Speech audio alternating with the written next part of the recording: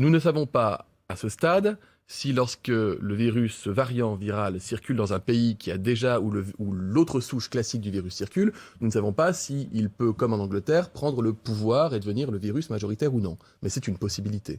Et moi, vous l'avez dit, je suis obstiné, je suis aussi très vigilant, surtout, et très, très actif pour la santé des Français. Et donc, je considère toujours l'hypothèse la plus grave comme étant l'hypothèse sur laquelle nous devons, à partir de laquelle nous devons travailler. Je ne peux pas vous dire qu'il existe des nouveaux clusters. J'ai des données qui sont extrêmement préliminaires. Donc, je vous invite à prendre avec la plus grande précaution de scientifiques qui m'ont contacté hier et qui me disent que sur les 1000 premiers cas positifs qu'ils ont fait passer en technicage en biologie moléculaire, il y a environ 10 cas de variants, c'est-à-dire aux alentours de 1%, ce qui pourrait, sur un nombre qui est insuffisant aujourd'hui, je le redis avec toutes les précautions d'usage, insuffisant pour pouvoir en tirer des conclusions. Nous aurons des résultats plus importants aujourd'hui, demain et mardi, qui nous permettront d'avoir une idée de l'état de circulation.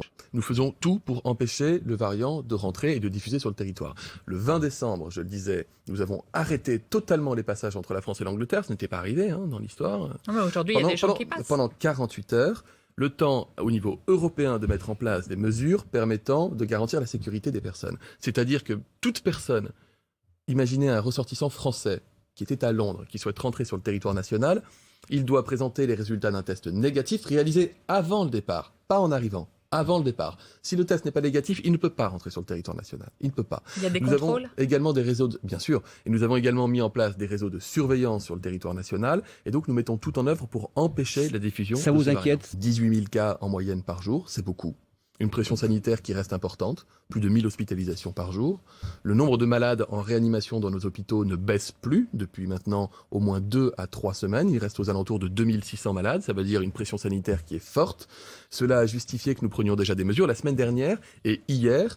La semaine dernière dans 15 départements, hier dans 8 autres départements, dans lesquels le couvre-feu a été avancé, vous le savez, à 18h, ce qui montre qu'à chaque fois qu'il y a lieu de prendre des mesures pour bloquer la circulation du virus ou freiner l'épidémie, nous les prenons. Et notamment dans des territoires, les régions Grand Est, Bourgogne-Franche-Comté, PACA, qui sont des territoires qui ont payé déjà un lourd tribut à l'épidémie, souvenez-vous, et pendant la première et pendant la deuxième vague. Nous avons pu freiner la deuxième vague épidémique, qui depuis est sur un plateau, je le disais, un plateau élevé, là où la plupart des pays qui nous entourent ont dû, je le dis, en catastrophe, décider un confinement juste avant Noël.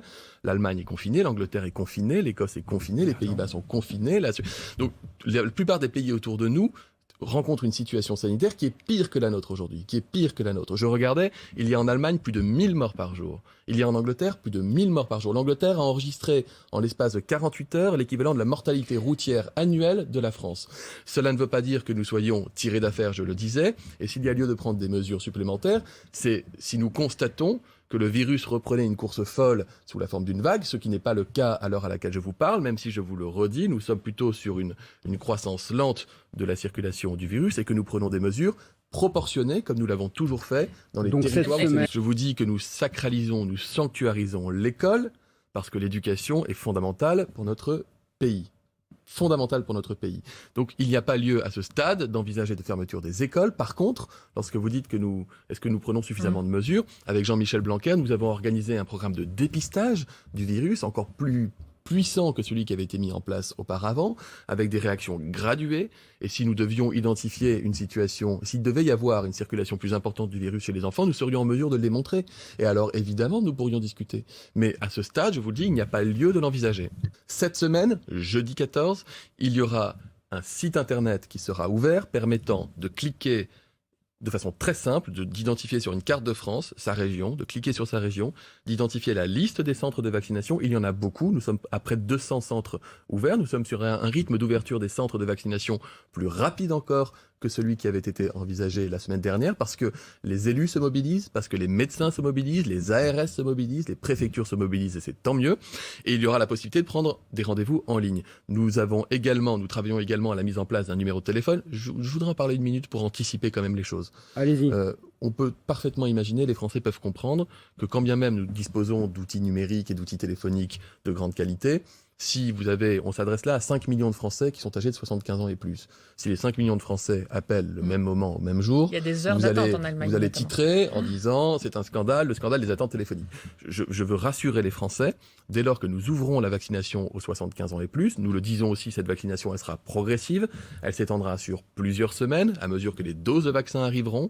Et oui, nous travaillons un système téléphonique qui permettrait d'éviter d'avoir des embouteillages au téléphone. C'est jusqu'à 6 heures d'attente, je crois, à Berlin, pour pouvoir contacter. Pas de panique. Je le dis par anticipation, pas de panique. Je vous donne l'exemple d'hier dans les Hautes-Pyrénées où nous étions. Le président de département, les maires, la présidente de région, le préfet, l'ARS, les médecins libéraux et les médecins hospitaliers, les soignants se sont organisés dans des cellules départementales à l'échelle du département où ils réfléchissent. Ils disent alors, là, il va nous falloir combien de centres de vaccination pour pouvoir protéger la population en proximité? Ils ont dit 6 centres, ce sera très bien. Ils se sont concertés. Ils ont dit là, ce sera un centre hospitalier.